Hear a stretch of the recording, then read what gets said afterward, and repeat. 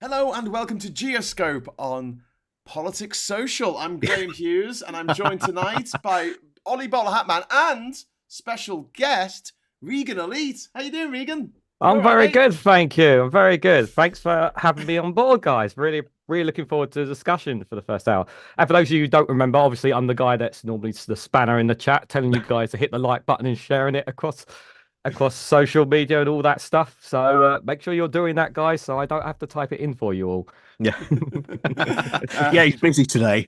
Yeah, I'm a bit busy Can't today. Be a mod. Can't be a mod tonight. No, I Pete's can't. music. Has Graham forgot about the show again? No, I didn't forget about the show. I forgot that Regan was going to be on the show. And so it was set up for me, and the screen was set up for me and Ollie.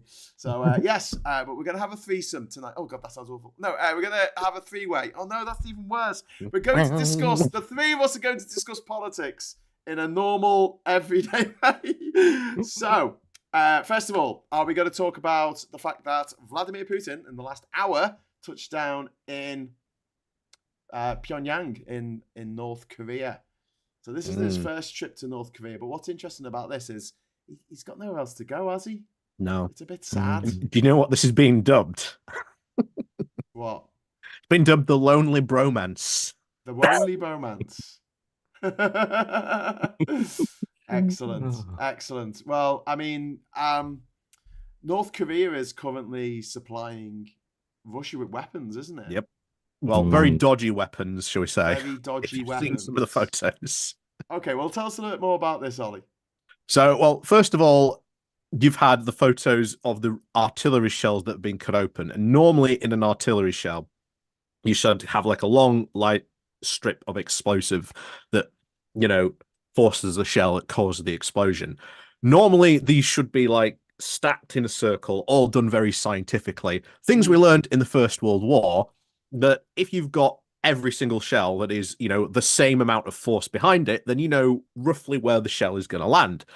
Because the North Koreans haven't been, well, even doing that or bundling the accelerant in these shells properly, the shells are either going to go far or they're going to land short. And there have been reports for quite some time about Russians, well, I say accidentally, but it probably is these North Korean shells that are just falling incredibly short.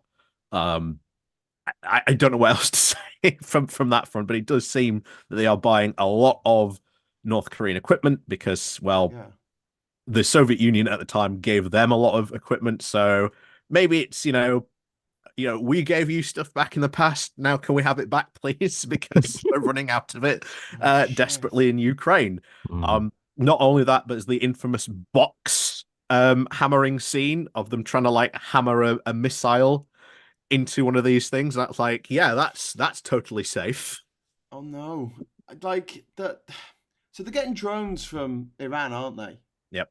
And then they're getting these munitions, these dodgy ass munitions from North Korea.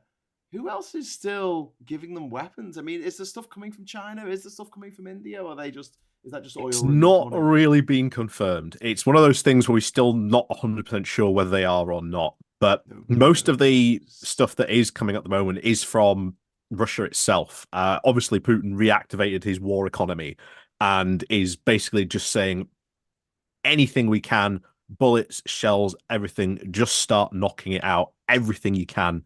They are out producing certainly the West at the moment, or at least Europe. I think for at the moment, I think it was like $1,000. I think it's costing Russia to make an artillery shell. So one artillery shell is costing them 1,000. It's costing us 4,000 to make one artillery shell. So that is clearly indicating that there's something there wrong with our supply chains, but also maybe we need to have a actual official NATO regulator come out and start having a look and maybe regulating some of these prices, because this is definitely having a very detrimental effect on not only defense of Ukraine, but our own defense as well. Bloody hell. Oh, yeah. Anyway, so yeah, is there anything you want to comment on this, Regan? Well, I don't really know what to add more. Really, what Ollie has said. I mean, as I said before, there's always been we know that's been happening for a while, but yeah, I've not seen anything. I mean, people made the indication that there have been perhaps weapons or whatever with China, but I've not seen anything of the sorts either. From dabbling around, but it's easy to make that assumption because of the close relationship that they have anyway. But no, I haven't seen anything more to that really. But yeah, wasn't it a while ago that was it Putin that gave him a car as well, a really fancy car a while back as well. Like That was Alexei Yeah. Sayle in Ah, Indiana Jones and the Last Crusade. yes, that's it. Yeah. So they're giving themselves Weber plenty of downdraft carburetor. so they're giving themselves plenty of gifts to each other, that's for sure. But yeah, I mean, it is pretty much desperation just to get as much weapons and supplies that they can, yeah, for their forces, really. But I think there was reports about nearly almost, I don't know how accurate it is, but there's been reports about 500,000 Russian soldiers have now died since the conflicts began. I don't know how true that is. There's conflicting reports on those numbers, but yeah, I mean, there's the BBC reporting on this that especially from the Kharkiv offensive they recently did in the north northeast of Ukraine. By the looks of it, they've now passed their numbers of Afghanistan, which they spent 9 years in. So in 2.5 years, they've had a higher certainly casualty rate than 9 years spent in Afghanistan, which just tells you just how bad things are going really for the Russian army at this point. And Afghanistan was one of the things that heralded the end of the Soviet Empire. I mean, that's what made it collapse. Well, one of the reasons it collapsed was because they got massively bogged down in Afghanistan, and it was a huge humiliation for this empire of 15 countries that they couldn't subdue the Afghan people, which it's known as the graveyard of empires, isn't it? Afghanistan, for a reason. No one's ever won the war there. Puninator, thank you very much. Puninator's got a point of order. Ollie, can you guess what it is? Is my bowler hat? Where's the bowler hat, man? And we've got Alec in there as well. North Korea makes Skaven weapons look high quality. Yes. There you go. Little Warhammer reference for you. Yeah. So yeah, but let's just talk a little bit about how long do you think things are going to go on in Ukraine? So we can move on to the peace conference would you call it a peace conference in Switzerland about Ukraine? Got to find a way to stop the war, which is simply, I mean, that's why Russia withdraws from Ukraine. There you go. Yeah. War ends next day. That's really the best way to end it. In terms of how long can this go on, I think you've got this summer. Certainly, the F-16s are going to arrive this summer, potentially any moment. That could be a big game changer for Ukraine, especially as we've seen recently. Crimea was attacked. They've destroyed a lot of the air defenses in Crimea, really putting pressure on there. You bring out those planes. I think we've talked about this before, the Seed missiles, which are going to sort of really target those air defenses because they're designed to just, you fire off a missile, air defense is on, sweeping, looking for planes. The missile picks that up and just goes straight into that air defense. This is what happened in Kosovo against Serbia. It completely wrecked their Russian-made, air defense. So that is going to have a very big effect on them. Yeah. We've seen before, I think it was Dmitry Medvedev said, we can't fight past 2025. You've had more sanctions put on Russia. They've now, by the looks of it, had a very, very almost close to total economic collapse. Almost happened when that happened. The head of the Bank of Russia, I can't remember what they call it, their version of the Bank of England, had to come out and say, actually, we are dealing with just a bit of inflation. We're not going to tell you how much inflation. We've just got a bit of inflation. It's fine. Don't worry. It's all good, guys. No, it's all good. So here's the thing, though. So there's two ways out of this. Russia's going to win or Russia's going to lose. And the mad thing is that if it loses, it will cost it less than if it wins. Let me explain, right? This is because basically if it wins, it has to rebuild Ukraine, right? And if it loses, it has to rebuild Ukraine. So either way, it's going to cost $1 trillion for it to rebuild all the damage it has done in Ukraine. and whether it wants Ukraine to be part of the Russian Empire again, or whether it wants to, subdue them into being good Russian people, they're going to have to spend a lot of money on Ukraine. If they lose, obviously they'll be forced to. But here's the thing: if they win, the people in Ukraine will continue fighting against them forever. Like, they're not going to stop. They're not going to stop one day in 50 years' time and go, no, that's it, guys. You can take it, but you can't hold it. Yes, exactly. So everything they try and rebuild, if they win, they'll have to do twice, 3 times, 4 times over, because they'll just get blown up by the insurgency that will happen if they try and stay there. So it's actually in Russia's interest just to withdraw and surrender right now, because it'll cost them less money. Not that they're going to do that, but it's funny how things turn out, isn't it? No, I think there's probably a window in Vladimir Putin's future somewhere. It's I cannot see a happy the window Russian or not a happy window. It's not a happy window, is it? They are not happy with this. A very sad window. A sad window. Oh. Yeah, a very sad window. I don't think I just don't see a scenario in any of this where Putin will. I mean, I feel like he's gone all in on this. Like, I feel like if there is going to be any kind of peace, it's gonna lead to him getting toppled or stabbed in the back by someone within inside the Kremlin. I mean, I know he's very, very, obviously he's very careful about people who he has close to him, obviously, but I don't see a scenario in which if he loses this, he'll come out still there. It really is a case of him wanting to bring back the Soviet Union, and it's just like he's just living in the old age. Like, come on, let's move on from that. Like, let them be themselves. It's just, and then obviously there's always that talk, obviously, about on the Baltic states as well. With Estonia and Latvia and that as well. The threat is always there as well. That's why I call it the Soviet Empire, because it was an empire. Yeah, that comprised of what are now 15 independent countries, and he wants that empire to live on forever.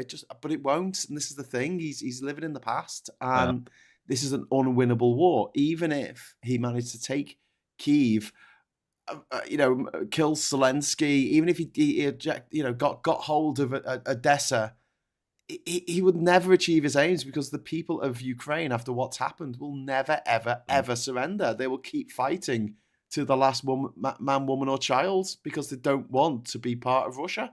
And this is the reason why the British Empire, we didn't pack it all up and take it home because we felt like being a good nation for a change. It's because we couldn't afford it. We couldn't afford to subdue all these people into allowing us to rule over them. And I think, considering he thinks he's a big fan of history, you would think he would have picked up on this by now. Oh, well, who knows? Who knows the mind of Vladimir Putin except exactly Vladimir Putin? We honestly don't know what goes on in his head, that is for sure.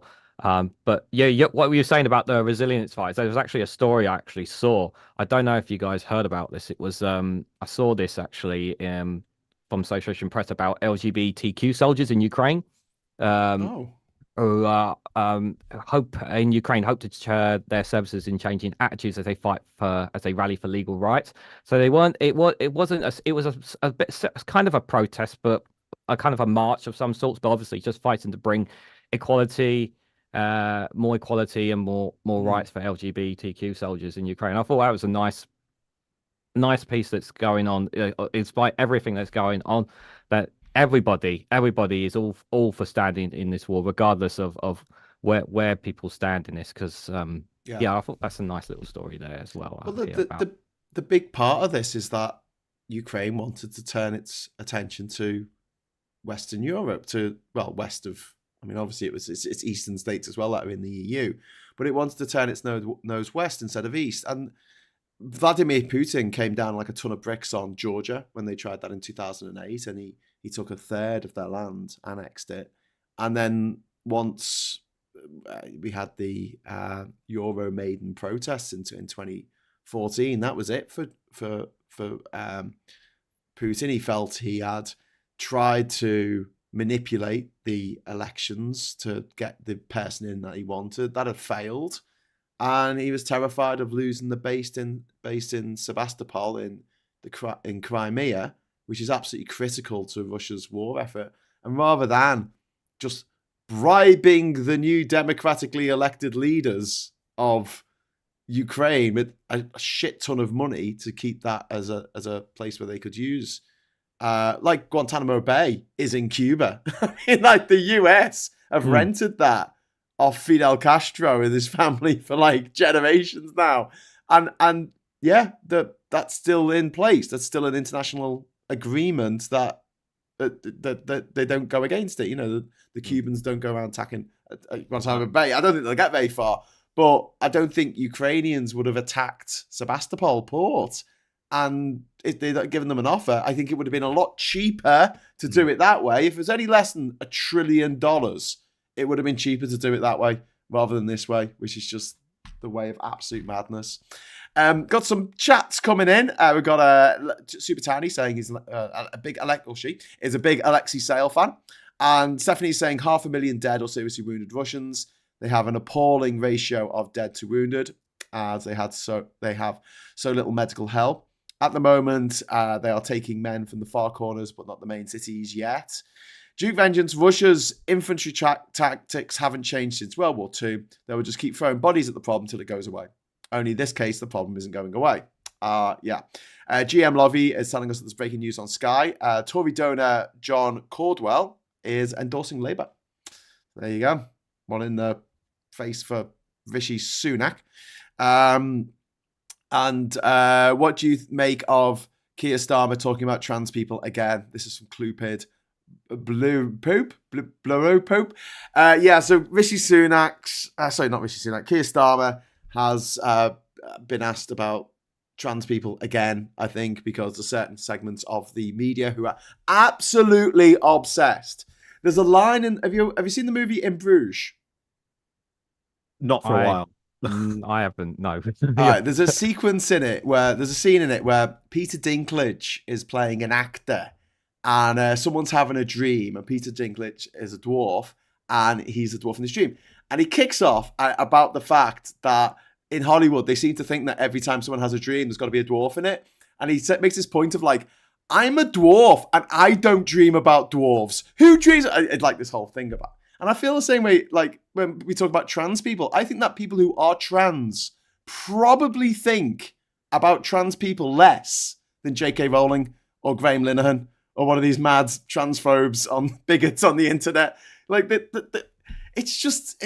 anyway, so he was asked about... It's going the same way as it did in the 90s. This is exactly what we saw in the 90s against, the gays. Everything that you've seen rolled out about the trans people the past couple of years, just change the word to the gays. It was exactly the same, and it's going exactly the same way. They know that they're losing, and they're just being, I think, very, very desperate now.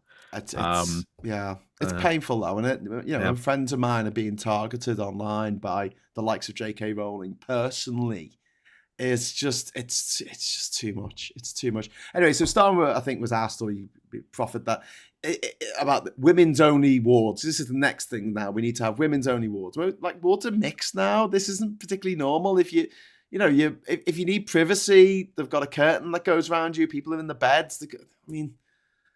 If you're in a hospital and you get attacked by someone, it's most likely to be a patient in the hospital who's attacking a medical person in part of the medical staff, especially in A&E. There's a huge problem with that at the moment. I don't doubt we need better security in hospitals. But to blame all that on trans people, so Keir Starmer said maybe they can have a room off to the side, and I'm just like, right. But I guess he can't not give an answer. And sometimes you're going to be put on the spot, and answer that. And I think that's seemed to be what has been caught out in the past. That whenever he's been asked, seems to have been very, very much put on the spot to answer. Like, answer now, and you're like, you've seen him panic. I wish that when Nick Ferrari says to him, "Can a woman have a penis?" I wish he'd say, "Absolutely, she can. Look at you, for instance." You have a massive cock. Anyway, but yeah, so it's. I mean, like, this isn't just happening in the UK. There's a concerted effort in the US as well, where they've gone one step further. And this is the thing, like, I get shit on Twitter for being a trans ally. I don't get half any, like a 1% of the shit that actual trans people get. But I get shit, and they call me a groomer. They call me a paedophile. They say that I want to mutilate children's bodies. And I'm sitting there going, you're the ones who literally want to make it law that some creepy old man has to inspect the genitals of a child before they're allowed to play a sport. Next to say, we should also, look at the record of how many people in the Republican Party have been arrested after, vehemently speaking out about that type of thing, Yeah. Well, we talked about doing an all-trans episode of Father Ted called Mother Ted. And in the end, like the old Nazi in that episode, the racist episode. I hear you're a racist now, Father. They go down into the basement and it's full of Nazi regalia. Well, it's Graham Linehan's basement and it's full of trans porn. How'd you like those apples, Graham? Anyway, so moving on to other topics. Unless have you got anything else to say about the situation in Ukraine?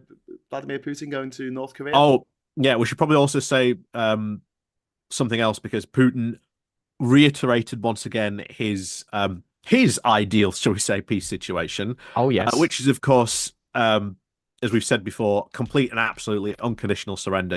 Just leave all these areas that we're fighting. Just give us everything that we want, then we'll negotiate. Yeah. Yeah, because we'll definitely negotiate after that. Yeah, Yeah. we definitely won't go back to war again. We'll definitely stick with the territory that we have. Right. Okay. Sure. Yeah, this is why Putin doesn't get invited to these peace summits. Yeah. Yes. Because he just keeps repeating, I just want complete and unconditional surrender. Just give me everything, we'll talk. Yeah. Yeah. Michael says, Graham, you're ginger. You can't have friends. That's very true. Sad. But, if I was in Harry Potter, I know that I would at least have 2 friends. And unlike Ron, I wouldn't be scared of the Dementors. Because he's ginger. Why would he be scared of a Dementor? He has no soul. Anyway, moving on. I have kidney failure. This is from Sarah. I have kidney failure. I was once in this local supermarket and the disabled toilets were out of order. I had to wait 2 hours before I could go to the toilet, as I have a genuine fear of using public toilets. That's just... It's like, why are they making people's lives just miserable for no reason, apart from their own bigotry? I don't know. It drives me up the wall, and I've spoken about this on the channel many, many times. The richest author in the world, that's how she wants to spend her time. Not like sitting on her massive luxury yacht, fishing off the side, having a nice day with her family and friends. No. I think someone should find that yacht and just accidentally put a Russian flag on it and just see how quickly it gets sunk. Twitter troll. Yeah, I'm surprised there isn't a secret organization that goes around drilling holes in Russian super yachts. But tell me about Tim Pool. Ollie, tell me about Tim Pool, because I don't really know who Tim Pool is. He worked for Vice, I think, years ago, and he was part of the Occupy Wall Street process, but he's since become a bit of a Nazi. Can I say that? Apparently, allegedly. I'm not saying he is. I've heard people telling me he just happens to have a lot of those people on his shall we say. But what's the best way to describe Tim Pool? He is like the ultimate sort of fence sitter, but will have right-wing guests basically to come on and say this is what his opinion is. Probably one of I don't know what his numbers he's doing now, but he's certainly used to be at one point quite significant for his numbers on that. Who's that weird wrestling fellow who used to commentate on the wrestling? Joe Rogan. Oh, him, yeah. Joe Rogan, I think, still the biggest, I think, when it comes to American stuff. Yeah, but he pretends to be like all neutral and stuff, and then he just has that weirdly voiced Jordan Peterson creep on his show every week. Okay, the thing about women is, he doesn't know anything about women. He's never met one. Except Miss Piggy. Puddinator, thank you very much for the £10 super chat. I think Russia is waiting for the US election. If Trump wins, then the war will continue to a few years until Russia completely collapses. If Biden wins, then I think Putin might go bungalow shopping. I don't really get that. Oh, so he doesn't get thrown out of a window. Okay. Yeah. Hide in a bunker. Hide in a bunker. Bunker with Yeah, no there's, windows. yeah, there's no windows in a bunker. I'm looking for a house with no windows. Why? I'm Vladimir Putin. Alec Barrett, thank you very much. £5 super chat. As a total war fan, forcing peace on Putin is the only way to beat him. He will backstab at every turn. Yeah, I don't doubt that. Yeah, history has shown that, especially in things like the Chechen War. He used the peace in that to sort of plan his sort of future moves. Yeah. So yeah, he can't be trusted. So what's happened with the Tim Pool creep then? What's he done about? But yeah, Ukraine? Tim. Someone's put in the chat. Tim Pool really is an absolute weirdo. There's other channels that, shall we say, cover. Shall we say the madness? Not wrong with being a weirdo. Depends what kind of weirdo, though. Yeah. Right wing weirdo, shall we say? Oh, okay then. Right wing weirdo. Oh god, they're the worst. Go on, sorry. But there's a NGO in Ukraine that is sort of really sort of goes looks at like digital journalism and sort of tries to sort of train sort of Ukrainians and sort of teach digital journalism as part of their sort of their mission. Obviously, now during the war, they are sort of trying to use this to sort of expand sort of Ukraine, what they're doing, and get sort of their narrative of Ukraine out in sort of the digital world. And one of the things that they noticed that they in an article they published to Congress is where this could get interesting, is that they said, hey, we've seen a number of big media personalities, not only online, but in Congress as well, because Marjorie Taylor Greene was on this list as well as some other prominent Republicans. And they have been sort of spinning the narrative to sort of stop sending aid to Ukraine. They've been sort of parroting sort of Russian talking points, Russian propaganda. So we are going to sort of say you should declare them as enemies of Ukraine. And this, interestingly enough, could maybe lead to some type of sanctions against them. What that might be, I don't know, but that would be certainly very, very interesting. That'd if you be saw great. Tim Pool got sanctioned. Yeah. I mean, Trump's not going to be allowed to visit some places, is he? If he gets when he gets elected, because he's a felon, he's a convicted felon. They're going to have to bend the rules for the president of the United States. That pisses me off. But yeah, well, can't even vote for himself. So I know, but like the fact that if he was any other person, he would not be allowed to come to the UK because he's a convicted felon. But because he's so rich, he can still come here. So rich and so powerful. There was a picture of him on Twitter today that I think Miffy the Gamer put up, and oh my god, it wasn't flattering at all. I might go and try and get it. Oh, by the way, I also got my Tory wall chart off Chris Barker, the illustrator. Oh yes, I've seen it. Yes, I've seen it. Absolutely awesome. Portillo again. It's a chart with all 500 odd candidates for the Tory party, and you get to cross every single one of them off. And Happy Toast did a quick calculation. He said it would take 10.5 hours to cross one off at 1 a minute. There's so many. I don't think they're all going to lose, but yeah, there's not. Well, this is it. I got a digital version, and I need to sort of work out how I'm going to do it on the night as well. Oh yeah. Katie Hopkins apparently was seen at a Trump rally, which doesn't surprise me. And that horrible stick insect weird guy who talks like he's in a sort of Edwardian variety show. What's his name? Brand. Russell Brand. He's been in a picture with Donald Trump Jr. Oh yeah, vote for Trump. And I just Russell Brand's Christian now, apparently. I just feel like going up to these people that friends of mine that I used to know, I guess, who in like 2015 were like, oh, Russell Brand, he's amazing. He's got me interested in politics. He cares about people. He's got the answers. And I'm like, he's a fucking grifter. Mm-hmm. And I want them to apologise. No apology has so far been forthcoming, but yeah. Gonna be waiting a while for that, Graham. Yeah.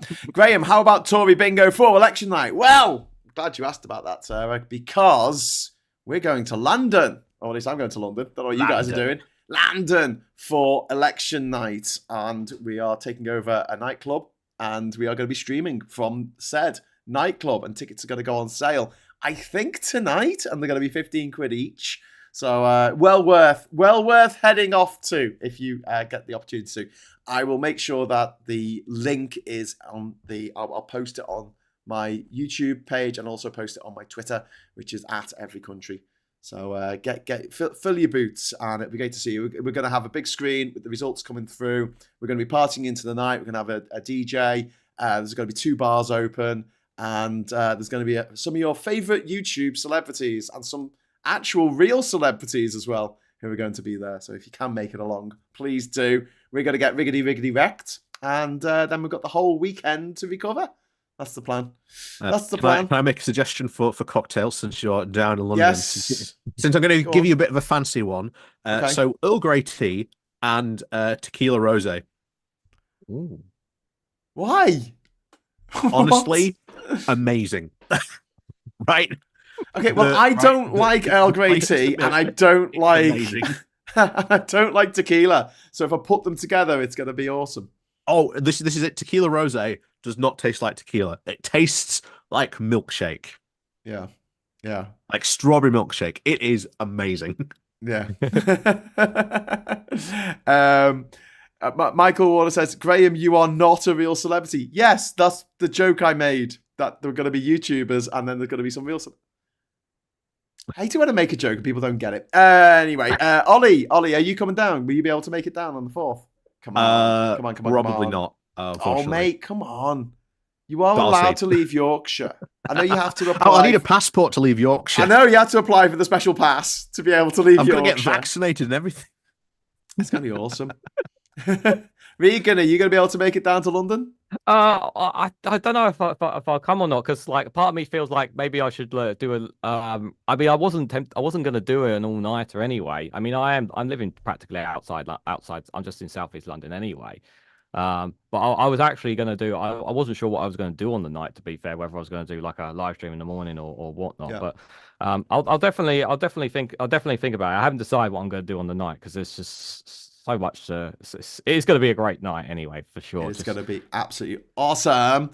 We are going to be ticking off the casualties. Another bit of housekeeping, even though we're supposed to talk about international politics. I'm actually going to, someone just reminded me, because they said they're going to be in Sunak's constituency on the night of the 4th, 5th of July. It won't be his constituency anymore, says Peter. So I'm going to be flying with Ben Chambers of 16 Million Rising next Thursday, not tomorrow. Tomorrow? Day after tomorrow. Losing what day it is. Next week, I'm going to be in in Northallerton, which is part of Sunak's constituency, and we're going to be flying for people to kick him out on behalf of StopTheTories.vote. And also, something else that I've got to talk about is over the weekend, there were a couple of stories about Reform using bots and AI to interact with people and spread disinformation and misinformation. So I've talked to one of my good friends who's a bit of a tech nerd, and he reckons he can put together our own bot army and basically fight misinformation with information, which will be spread by bots. But we've checked with the electoral committee. What's it called? The Electoral Commission. Yeah. Commission, that's the one. We've checked with the Electoral Commission, and it's perfectly legal to do this. They've got no rules whatsoever about setting up fake accounts or spamming the shit out of people or anything like that. So just to be clear, we're going to be delivering these leaflets next week, right, in Northallerton, and it's got to have an imprint at the bottom. It's got to have who paid for it, who printed it. It's got to all be, and their address. It's got to be written on the bottom, so anyone can pick up one of those leaflets and know exactly who paid for it. But when it comes to online stuff, the Electoral Commission hasn't updated, or I guess the law hasn't been updated by the Tories. But it's something that Labour should definitely look into when they get into power and start giving out fines for this kind of stuff. It's exactly what they did in the Brexit referendum. Just this we need to update the unstoppable. rules on that, especially around digital stuff. 'Cause we Yes. are really, Yes. really behind. We're way Yeah. too exposed to misinformation, Russia's propaganda. We were expecting deep fakes and all that in this election, unfortunately, either way. And it's just a case of just pointing it out and wherever it is, really. But I would say that to most times I am seeing whenever there's any misinformation and whatnot, Twitter does seem to hit it with the community notice on some of that stuff. Yeah, despite the fact that Elon Musk has kind of ruined Twitter as well, though. That's surprised me. We haven't had a big one yet, have we? Like an AI deepfake. Yeah, No, as far as I I'm was aware, we haven't had one. No, I was expect. That's like I thought. Like after, like I expected after all the MPs would be registered. Like okay, after this, all the dirt people are gonna like media and everyone's gonna start throwing dirt at some of the candidates and everything to undermine political parties. But we haven't seen it yet, and I was also like, what's going on? Like, where is it? We were expecting this. And it's almost like maybe they're even waiting for the last week maybe they're waiting for the last week, yeah, for things right at the edge, yeah, to maybe possibly, but I don't know. Yeah. Well, it's gonna be fun. But yeah, we were gonna bring it out. We've got endthetories.com. You can go and have a look at that. I've just put that into the chat. And that's a site that we've set up to say we're going to put out information about what the Tories are really doing. But we didn't realize we'd be up against actual bot armies. So now we're sort of expanding the plan a little bit because I think that this is going to have to continue after the election. So it's not just going to be the setup of lots and lots of phones, lots and lots of devices with their own MAC addresses so we can make all these different accounts. Perfectly legal, perfectly acceptable under electoral rules in this country. But we're not going to put out any misinformation. Everything we put out is going to be 100% accurate. Any memes or videos that we link to and stuff like that.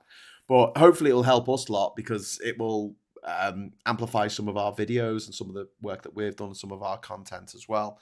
But yeah, it's the fact that Reform are doing so much with this. But I reckon half the Reform candidates are going to get kicked out by this time next week anyway because none of them have been vetted. Oh yes, I saw this. Nigel Farage, we spent all this money vetting these candidates. £144,000 he gave to a Tory donor. Yeah, I'll believe it when I see the receipts. It was made a CBE by Boris Johnson.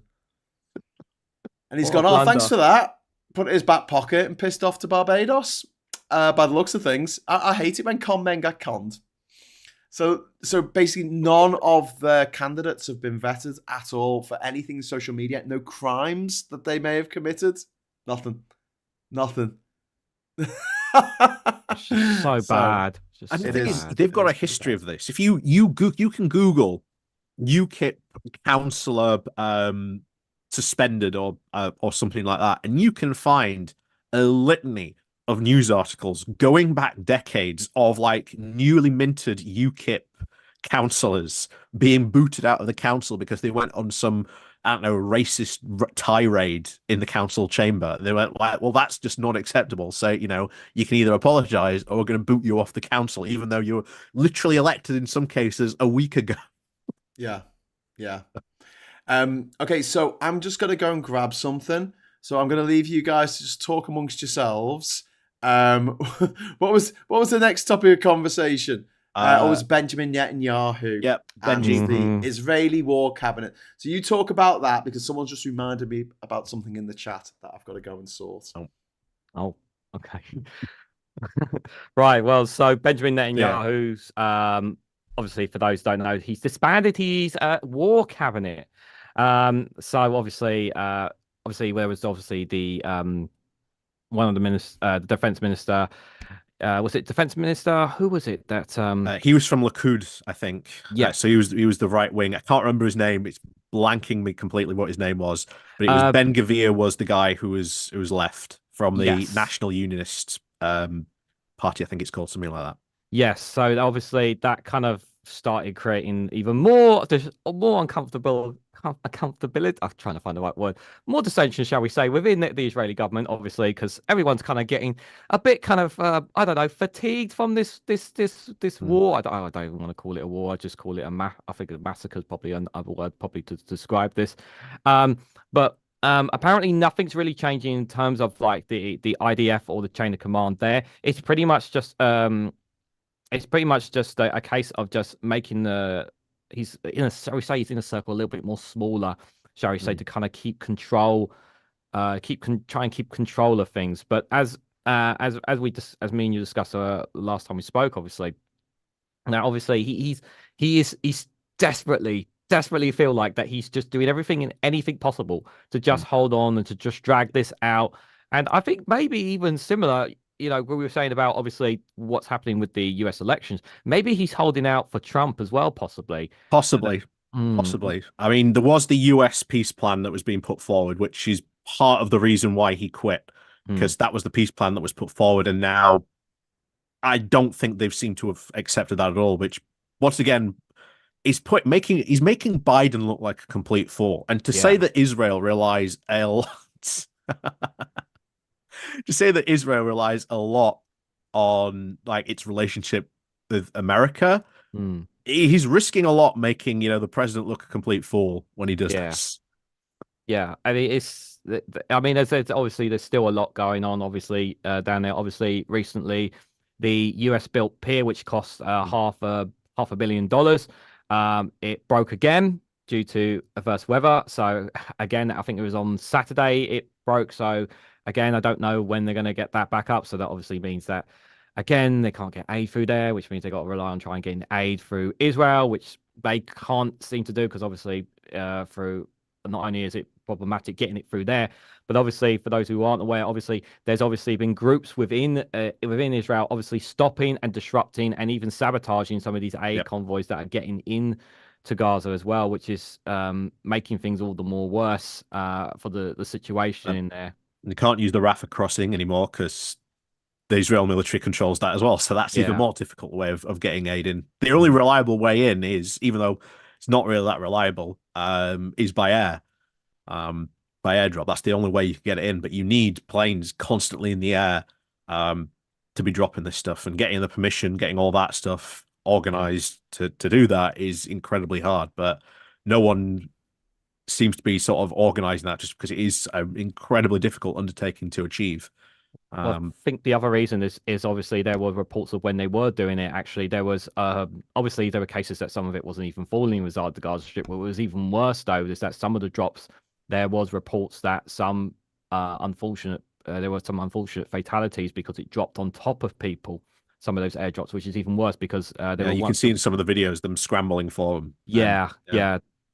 So and obviously some of the parachutes maybe not come out and everything, and it's just not a reliable or safe situation as well. And still at this moment, the UNRWA is still not getting funded by America, still not getting funded by the UK.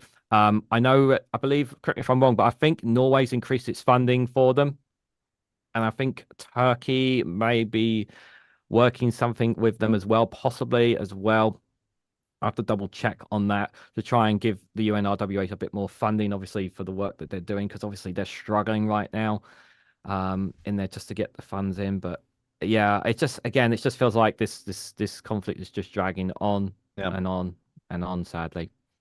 I think part of that is deliberately so. I mean, even when Ben Gvir, obviously he's not Ben Gvir. I can't remember the guy's name who dropped out now. Oh God, I had his name in front of me, didn't I? Yeah, it was Ben. I think it's either Ben. It's Ben something or it's Gavir something. I can't remember if he's the right. Benny Gantz. That's it. Benny Gantz. That's it. Yeah. So when Benny Gantz dropped out, he's obviously like the main leader sort of the Israel opposition. He's really, if there were to be another election and sort of Netanyahu didn't get the support he needed, he'd probably end up being the Israeli prime minister. So that is something to sort of bear in mind, that obviously why he's done that. And even after he announced his sort of resignation, Netanyahu did really ride that PR train of freeing those. I think it was 3 hostages I think they freed at the same time that weekend. Yes. At the cost of like 200 people's lives. Yeah, so it was just, at the end of the day, it really was just not worth it going in to sort of do that when they could have done it by negotiations and freed freed those people that way, because it's already been shown at the start of this war that negotiations were the only way to sort of really free these people. Yeah. It's Absolutely. still dragging on, unfortunately. For how much longer we don't know, because obviously Netanyahu's plan is just destroy Hamas, and he's been asked continuously, well, what do you mean by destroy Hamas? Well, and then you Because want to get to the technically you've sort of done it now. They've sort of got little to no infrastructure. All their main leadership aren't actually in Gaza.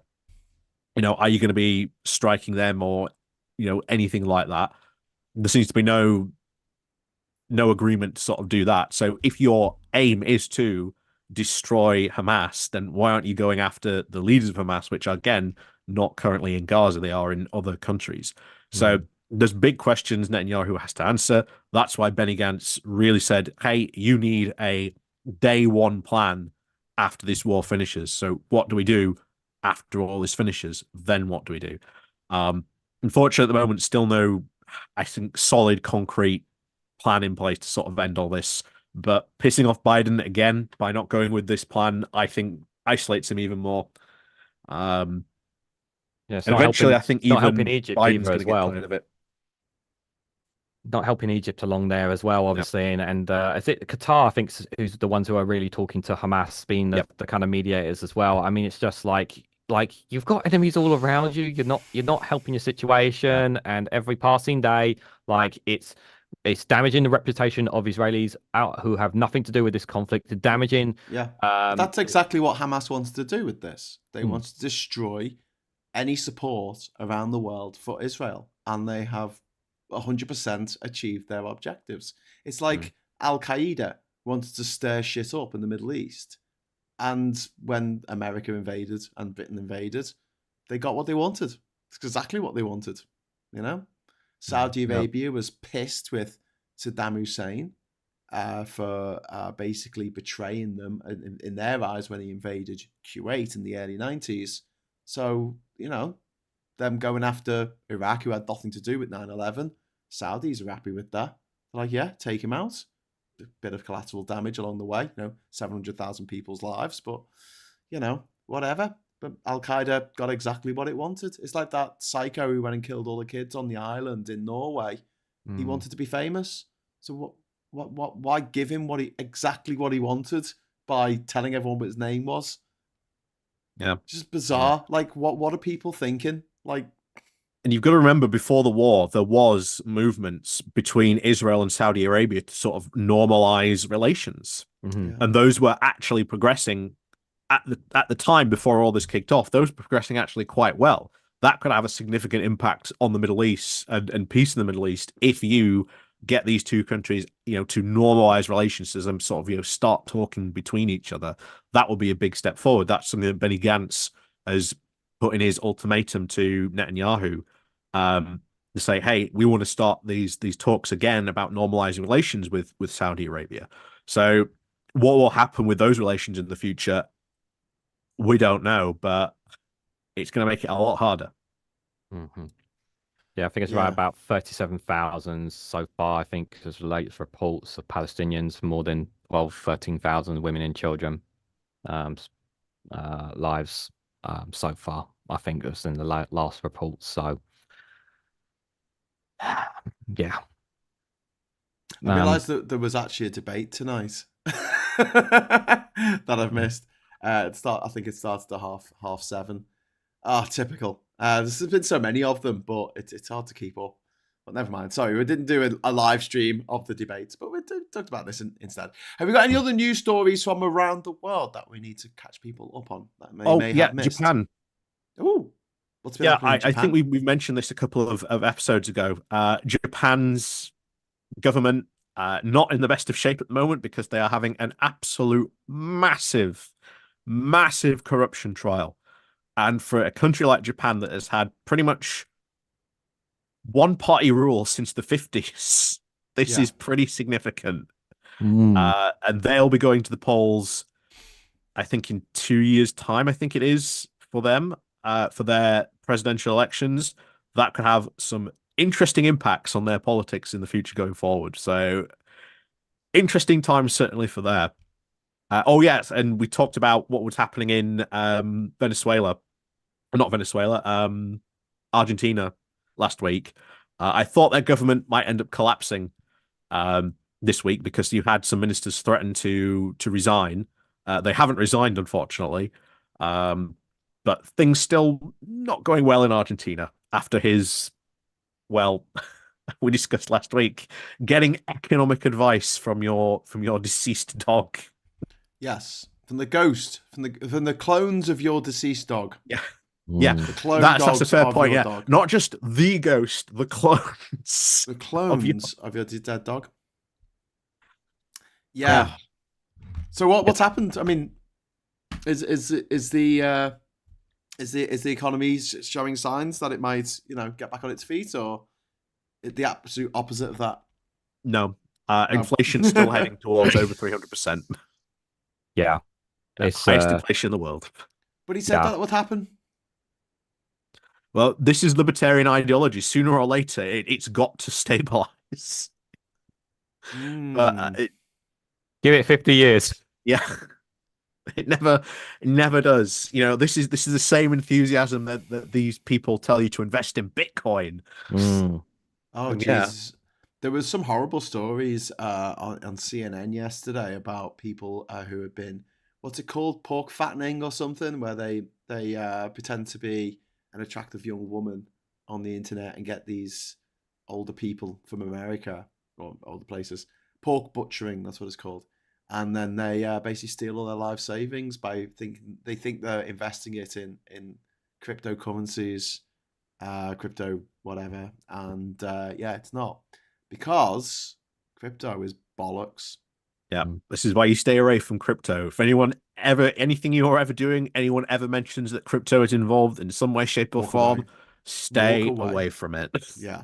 Yeah, I tried it temporarily, and luckily I didn't lose a lot of money. But I mean, do you remember when we were talking about the Philippines, and there was that Philippine gaming company that got hacked by North Korea, and North Korea stole all their cryptocurrency? Yes.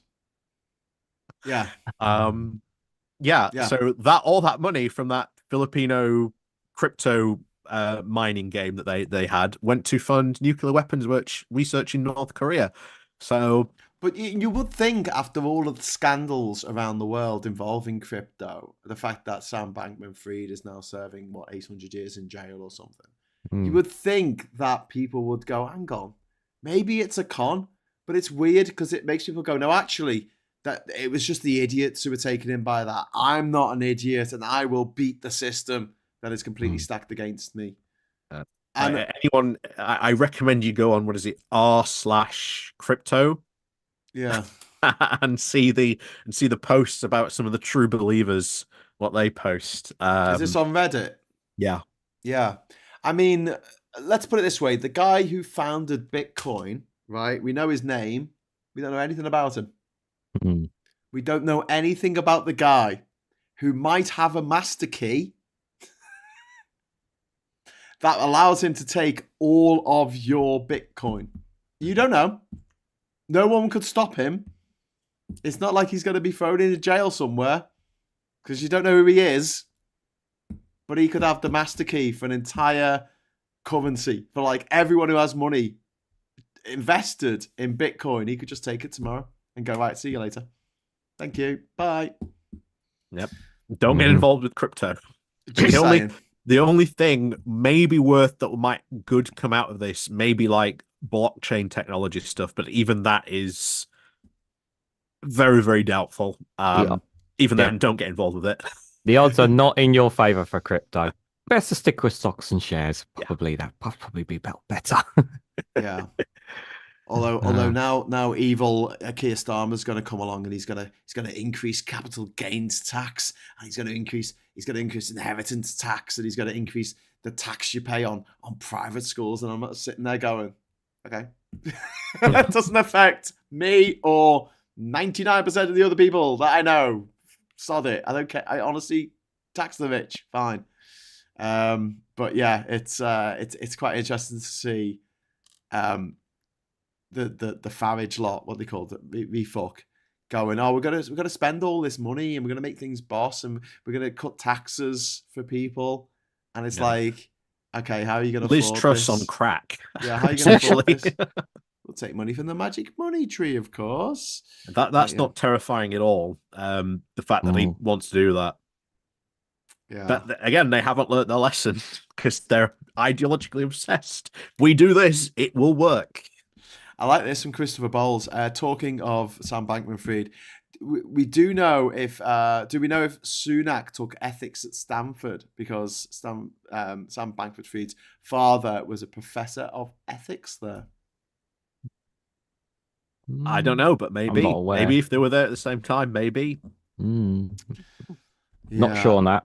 Yeah, but it was the Theranos woman. She went to jail, didn't she, for making stuff up? Holmes, American woman, said that she could do blood tests with just a drop of blood. She could tell you whether you had cancer or not. Oh, Theranos. Kelly Holmes, no. No, she's an athlete. Not Katie Hopkins, someone else. Not Katie Holmes. She was married to Tom Cruise before she escaped. Oh. Chat with us. The collar fell off. Yeah, she's serving a long time in jail, and there was a guy who he was going to make the Nikolai truck. So you got Teslas. He was going to make Nikolai trucks, and it was all just bollocks. Elizabeth Holmes. That's it. Thank you very much, Benjamin. And he's in jail and all. And here's my question: how come Elon Musk is not in jail? Because he promised a Tesla Roadster to anyone who gave him, like, I don't know, $250,000 or something. It's coming, Graham. Don't worry, it's coming. 6 years ago. But it's coming next year. Don't worry, it's coming next year. Elon Musk says it's coming next year. How is he not in jail? That's what I want to know. Someone tell me. Doesn't he have contracts with the US government? Don't worry about it. Doesn't these companies have contracts with the US government, Elon Musk? Yes. SpaceX. Yeah, I think he's got a lot of stuff with SpaceX. SpaceX and Starlink satellites, and it might have something with boring as well. These rockets that he keeps setting off making blow up. Yeah. Apparently, we're going to. Someone else was involved with Argentina quite a bit as well. Elon Musk going in and buying all the lithium mines there for pennies on the dollar. Oh, the little. Really? Is that what he did recently? Yeah, he's very, very good friends. He absolutely loves Millet, does Elon Musk. Oh God, I hate Elon Musk so much. Can't wait till he goes to jail for all the crimes he keeps committing. You can't take billions of pounds off people and not give them what you've said you're going to do. You just can't do that, can you? How come he gets away with it? How come Elizabeth Holmes didn't get away with it, but he does? That's what I want to know.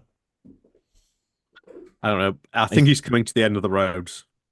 Yeah. Literally. I think people are catching on. I think Twitter did a lot to disabuse people of the notion about Elon Musk. Again, like I say, if you want a good book about that, Breaking Twitter by Man Brunswick, go and read it. It's very good. or X, as it's known now for some reason.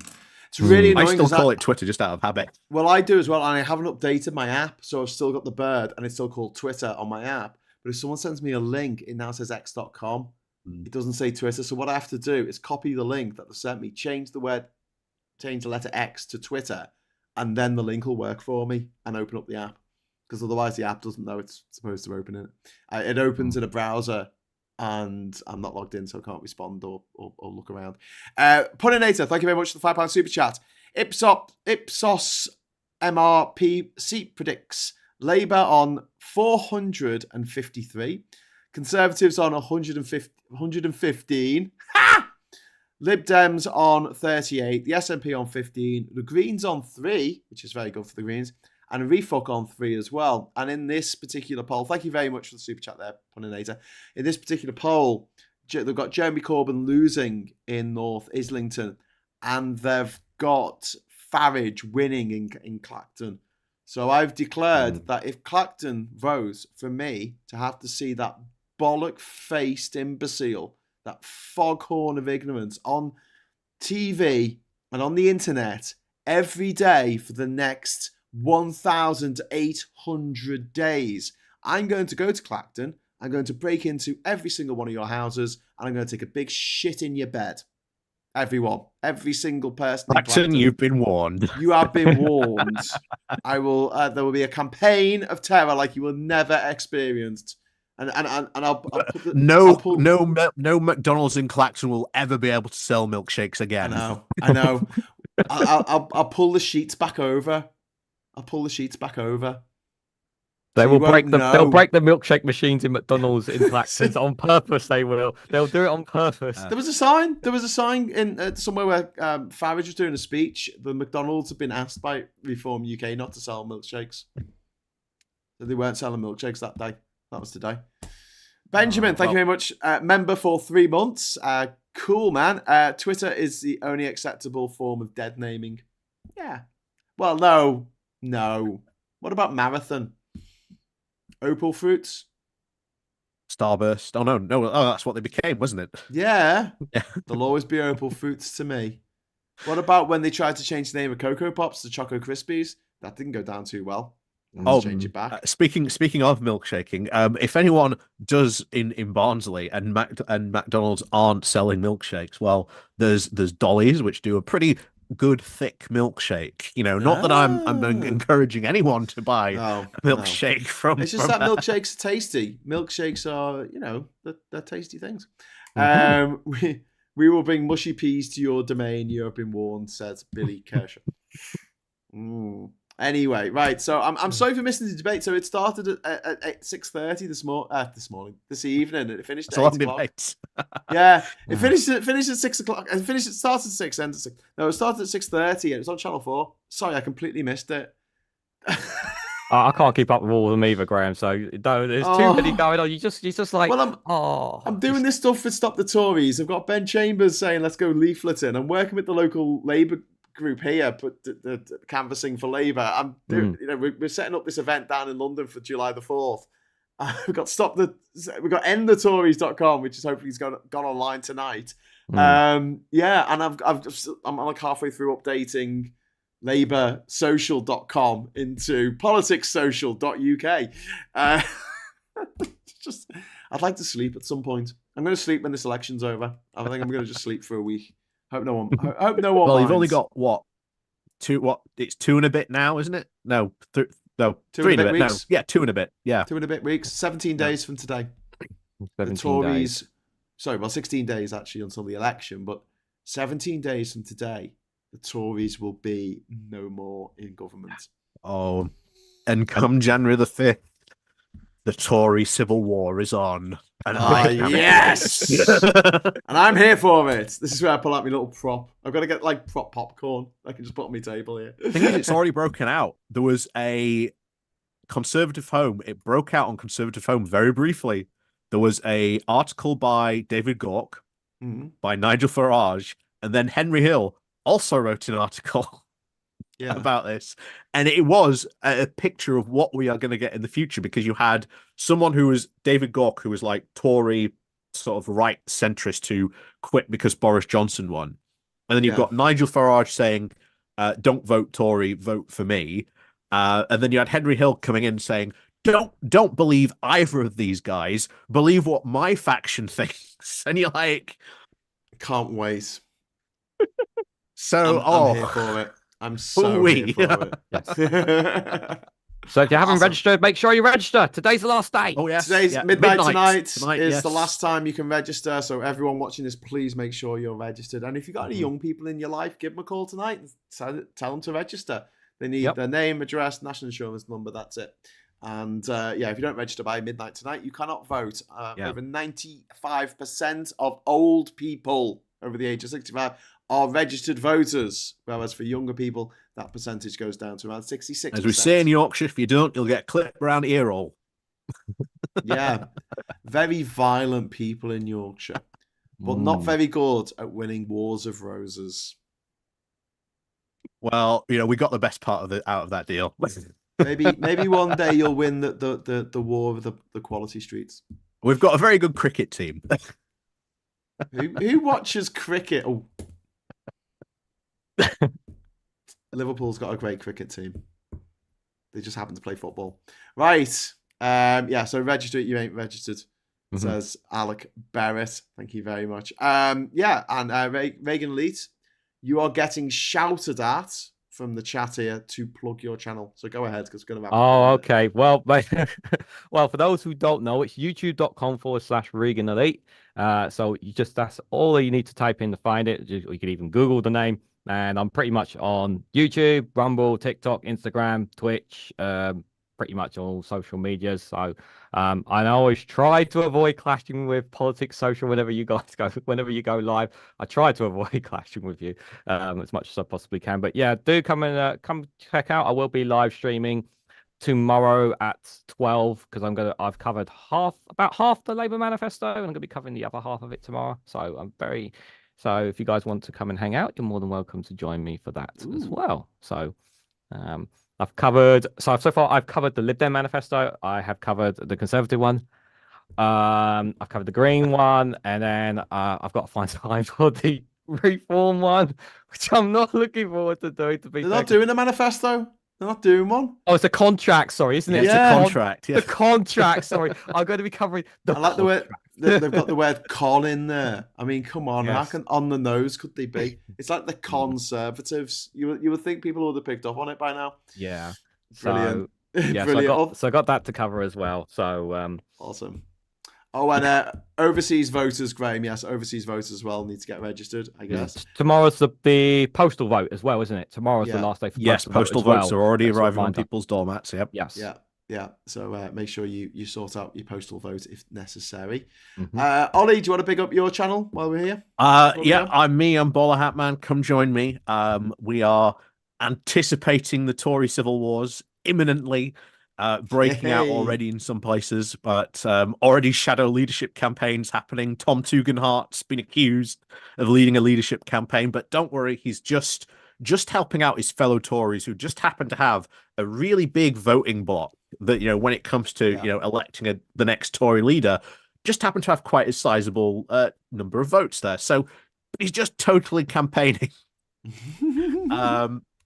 James Cleverly as well, also been accused of this as well. So yeah, lots of shenanigans going on behind the scenes in the Tory party at the moment, and honestly, it's making the campaign even worse. Fantastic. Okay, well, someone just said that it was Christopher Ball saying the War of the Roses ended in a marriage. Well, it didn't. It ended in the Battle of Bosworth Field, but I guess Henry VII married Elizabeth of York, didn't he? So, okay, yeah, fair enough. That's one way to end the war, innit? Get married. Speaking of married, we could say one last positive thing to end. Actually, we could end this on a real positive. Thailand has become the first Southeastern nation to legalize same-sex marriage. Yay! We love Thailand. Yes. So that story broke early in the morning on CNN, guys. So yes, going in the right direction. So hell yes. So very nice, good story to end on, guys. It's the way of history, isn't it? If you're against it, you're trying to push against the tide of history. And people will not look upon it kindly in years to come as someone who said, I don't want the people to just be happy, but it's got nothing to do with me. But there you go. All right, guys, thank you so much, Regan Elite and Ollie Bowler Hatman, and thank you for everyone watching. Thanks for the super chat.